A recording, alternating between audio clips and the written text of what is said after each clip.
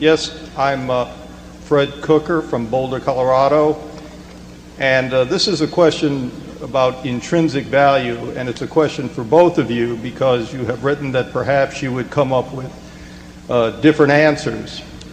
You write and speak a great deal about intrinsic value, and you indicate that you try to give shareholders the tools in the annual report so they can come to their own determination. What I'd like you to do is expand upon that a little bit. First of all, what do you believe to be the important tools, either in the Berkshire annual report or other annual reports that you review in determining intrinsic value? Secondly, what rules or principles or standards do you use in applying those tools?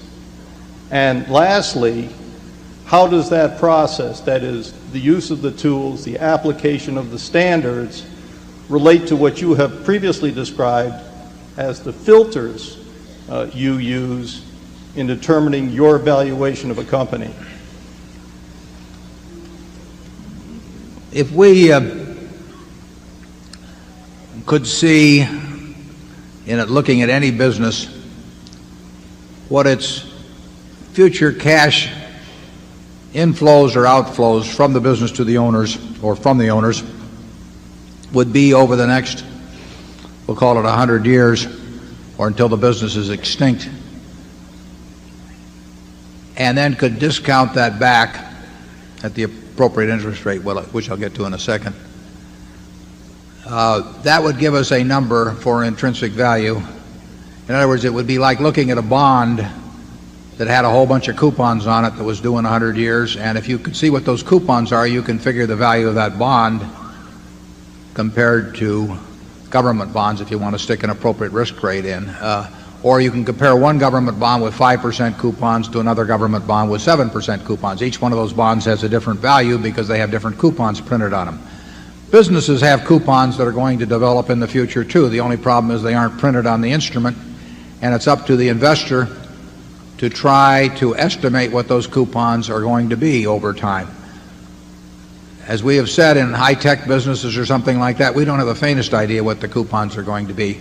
When we get into businesses where we think we can understand them reasonably well, we are trying to print the coupons out. We are trying to figure out what businesses are going to be worth in 10 or 20 years.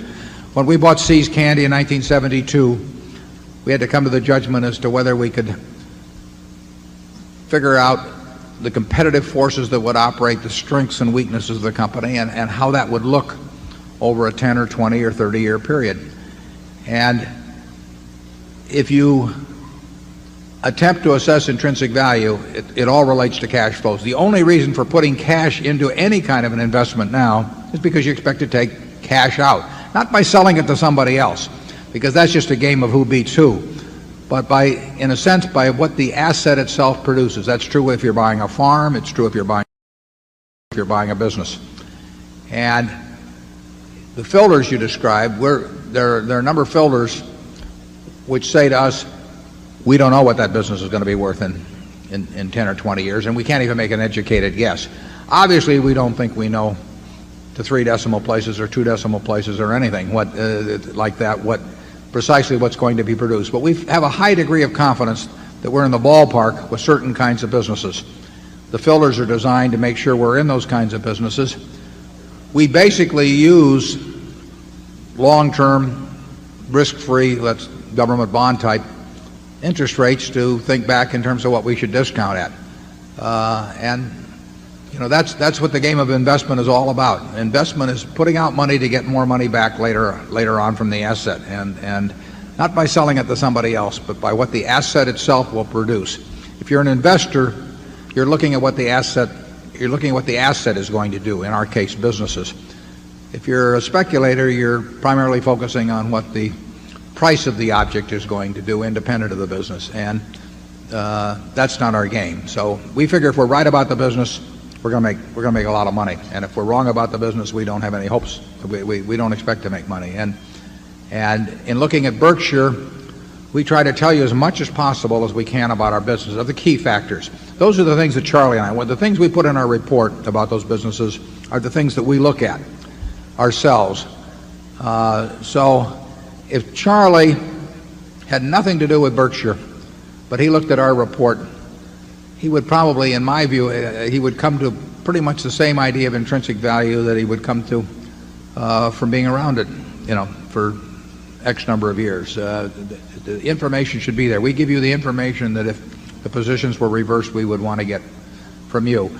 And in companies like Coca-Cola or Gillette or Disney or those kind of businesses, you will see the information in the reports. You have to have some understanding of what they're doing, but you have that in your everyday activities. You'll get that kind of knowledge. You won't get it, in terms of some high-tech company, but you'll get it with those kind of companies. And then you sit down and you try to print out the future. Charlie? I would argue that one filter that's useful in investing is the simple idea of opportunity cost. If you have one opportunity that you already have available in large quantity and you like it better than 98% of the other things you see, well, you can just screen out the other 98% because you already know something better. So that people who have a lot of opportunities tend to make better investments than people that don't have a lot of opportunities, and people who have very good opportunities, and using a concept of opportunity cost, they can make better decisions about what to buy. With this attitude, you get a concentrated portfolio, which we don't mind. That practice of ours, which is so simple, is not widely copied. I do not know why. Now, it's copied among the Berkshire shareholders. I mean, all you people have learned it. But it's not the standard in investment management, even at great universities and other intellectual institutions. Very interesting question. If we're right, why are so many eminent places so wrong? There are several possible answers to that question. Yes.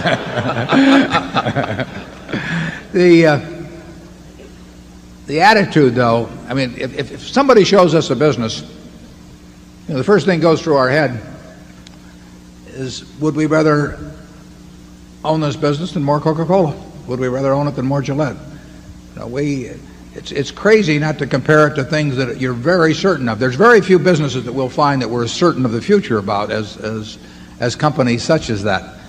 And therefore, we will want companies where the certainty gets close to that, and then we'll want to figure that we're better off than just buying more of those. If every management, before they bought a business in some unrelated field that they might not have even heard of, more than a short time before that's being promoted to them, if they said, is this better than buying in our own stock? Is this better than even buying Coca-Cola stock or something? There'd be a lot fewer deals done, but they tend not to measure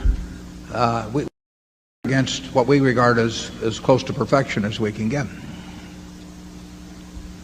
Charlie, anyone?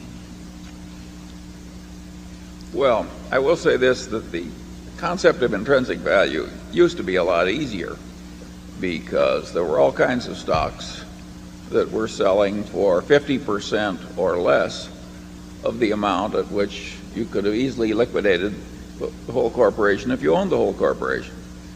Indeed, in the history of Berkshire Hathaway, we bought things at 20% of then liquidating value. And in the old days, the Ben Graham followers could run their Geiger counters over corporate America, and they could spill out a few things, and you could easily see, if you were at all familiar with the market prices of whole corporations, that you were buying at a huge discount. Well, no matter how bad the management, if you're buying at 50% of asset value or 30% or so on down, you have a lot going for you. And as the world has wised up and as stocks have behaved so well for people that stocks generally have gone to higher and higher prices, that game gets much harder. Now to find something at a discount from intrinsic value, those simple systems ordinarily don't work. you've got to get into Warren's kind of thinking, and that is a lot harder. I think you can predict the future in a few places best if you understand a few basic ideas that come from a good general education. And that's what I was talking about in that talk I gave at the USC Business School. In other words, Coca-Cola is a simple company if it's stripped down and analyzed in terms of some elemental forces. It's not hard to understand Costco either. You know, I mean, there are certain fundamental models out there that do not take, you don't have the kind of ability that quantum mechanics requires. You just have to know a few simple things and really know them. Charlie talks about liquidating value. He's not talking about closing up the enterprise, but he's talking about what somebody else would pay for that stream of cash, too. I mean, you could have looked at a collection of television stations owned by a Cap Cities, for example, in the early to 1974, and it would have been worth, we'll say, 4 times what the company was selling for. Not because you'd close the stations, but just their stream of income was worth that to somebody else. It's just that the marketplace was very depressed, although, like I say, on a negotiated basis, you could have gone and sold the properties for 4 times what the company was selling for, and you got wonderful management. And I mean, those things happen in markets. They will happen again. But part of investing and calculating intrinsic values is if you get the wrong answer when you get through. In other words, if it says don't buy, you can't buy just because somebody else thinks it's going to go up or because your friends have made a lot of easy money lately or anything of the sort. You have to be able to walk away from anything that doesn't work, and very few things work these days. You also have to walk away from anything you don't understand, which in my case is a big handicap. But you would agree with Warren that it's much harder now. Yeah, but I would also agree that almost at any time over the last 40 years that we've been up on a podium, we would have said it was much harder in the past, too. But it is harder now. It's way harder. But part of it being harder now, too, is the amount of capital we run. I mean, if we were running $100,000, our prospects for returns would be, and we really needed the money, our prospects for return would be considerably better than they are running Berkshire. It's very simple. Our universe of possible ideas would expand by a huge factor. We are looking at things today that, by their nature, a lot of people are looking at, and there were times in the past when we were looking at things that very few people were looking at. But there were other times in the past when we were looking at things where the whole world was just looking at them kind of crazy, and that's a decided help.